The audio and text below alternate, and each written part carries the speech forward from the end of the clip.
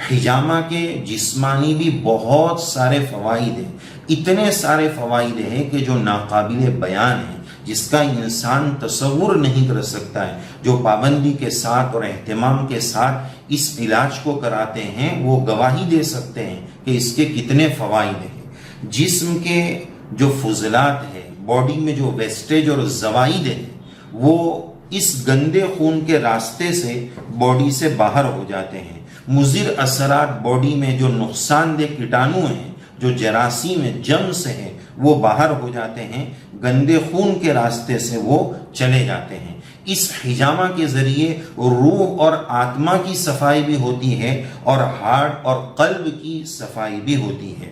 اور حجامہ کے موقع پر جو کٹ کیا جاتا ہے اور خون نکالا جاتا ہے، یہ بات یاد رکھنا چاہیے کہ اس میں گندا خون ہی نکلتا ہے، اچھا لوہی اور اچھا بلڈ نہیں نکلتا ہے، گندا خون ہی نکلتا ہے۔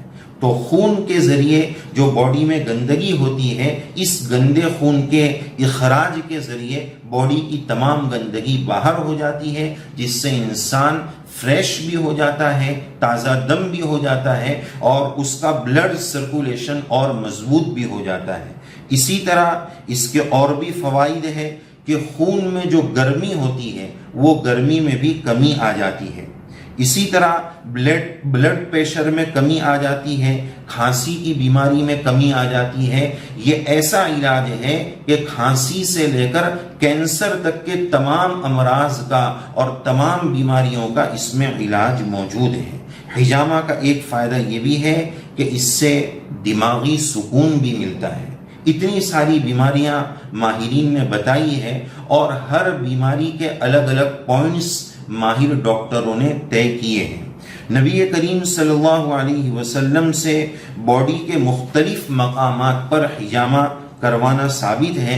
نبی کریم علیہ السلام سے بدن کے اور باڈی مبارک کے مختلف حصوں پر حجامہ کرانے کا ثبوت ملتا ہے، جس سے ماہرین نے الگ الگ بیماریوں کے الگ الگ پوائنٹس طے کیے ہیں اور اس کی کتابیں بھی موجود ہیں اور پوائنٹس کے نقشے بھی بتائے ہیں کہ کس بیماری کا کون سا پوائنٹس ہوتا ہے۔ اس کو ماہرین ڈاکٹر نے اس کے پوائنٹس بھی تیار کیے ہیں۔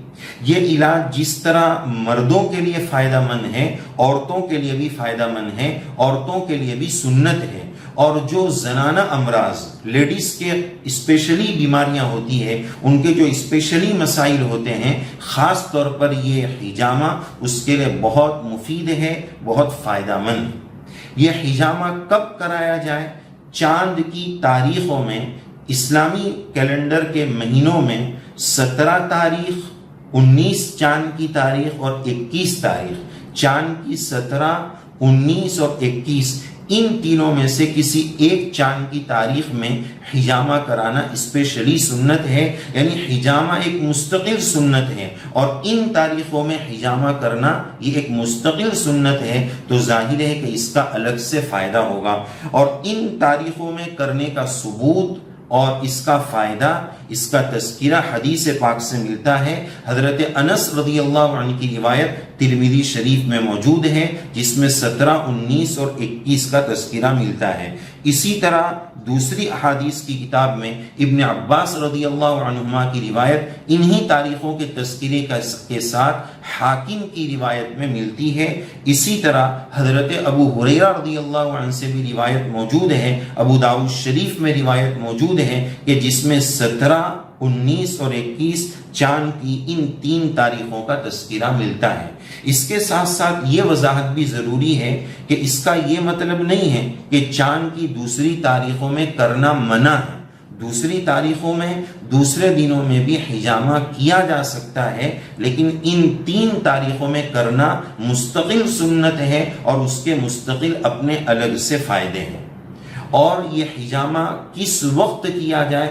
صبح صبح، نہار منہ، کچھ کھائے پیے بغیر اس حجامہ کے کرانے کے بہت زیادہ فائدے ہیں۔ ہفتے کے کون سے دنوں میں حجامہ کرانے کے زیادہ فائدے ہیں، اس کا تذکرہ کتابوں میں ملتا ہے۔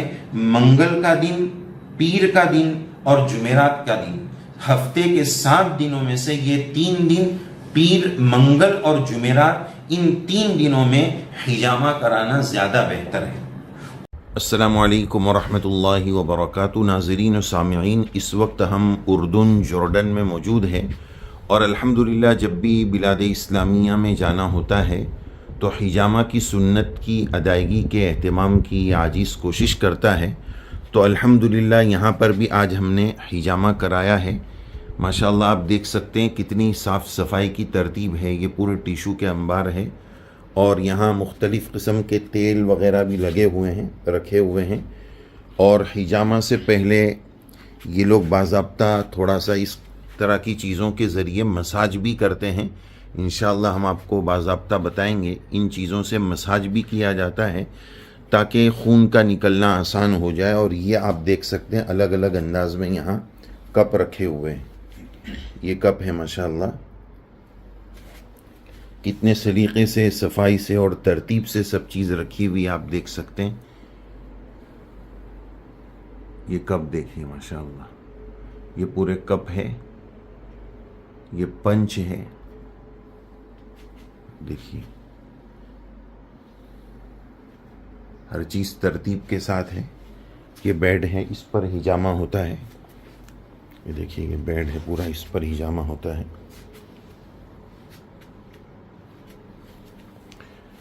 یہ پنچ دیکھیے، اس کے ذریعے کپ کو پنچ کیا جاتا ہے. اس کی مختلف قسم کی لگانے کے بعد، حجامہ کرنے کے بعد، حجامہ کرنے سے پہلے ہر طرح کی دوائی اس پر لگائی جاتی ہے.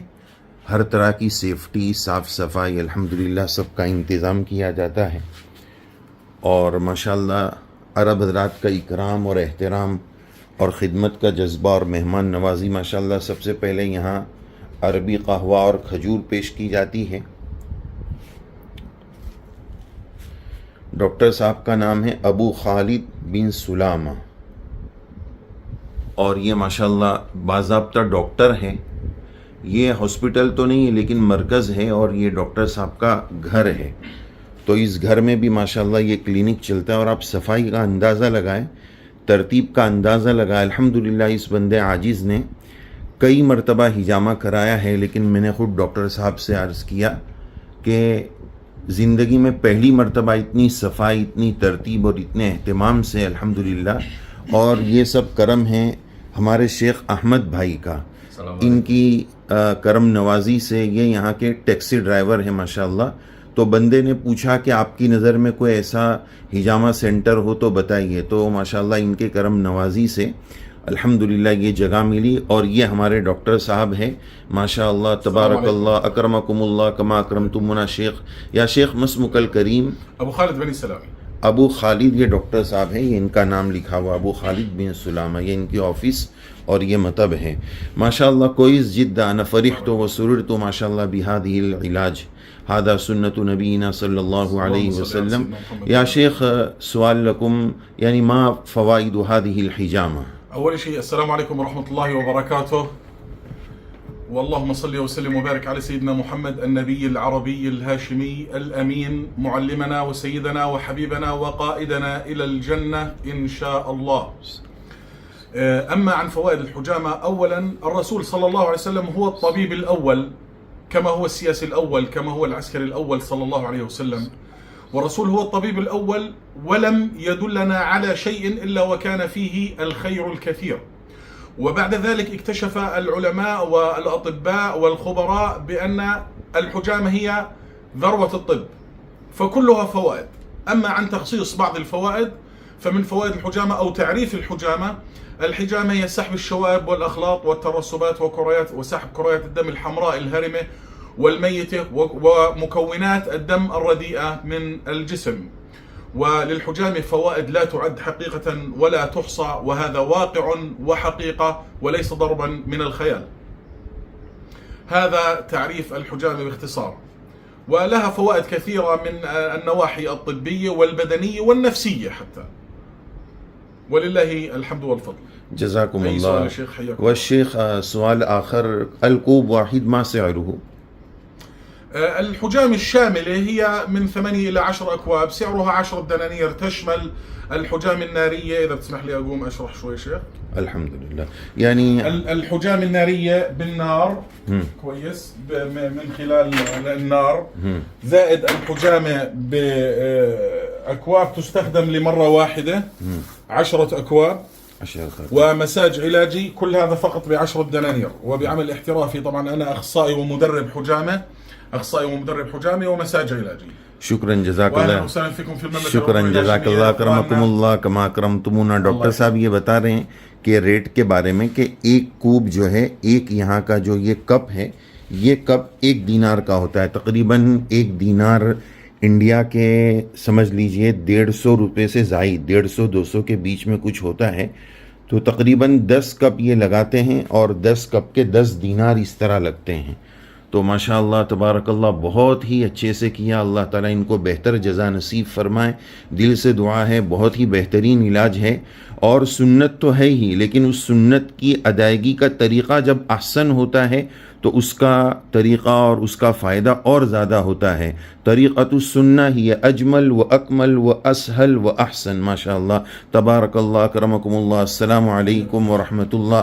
وہذا الشیخ ابن شیخ الدکتور نشکرکم شکرا جزیلا. السلام علیکم ورحمۃ اللہ. هذا سجلہ. ماشاء اللہ انہوں نے ہمارے لیے یہ پورا جو ہم نے حجامہ کرایا اس کی تصویر کا انہوں نے یہ خدمت انجام دی.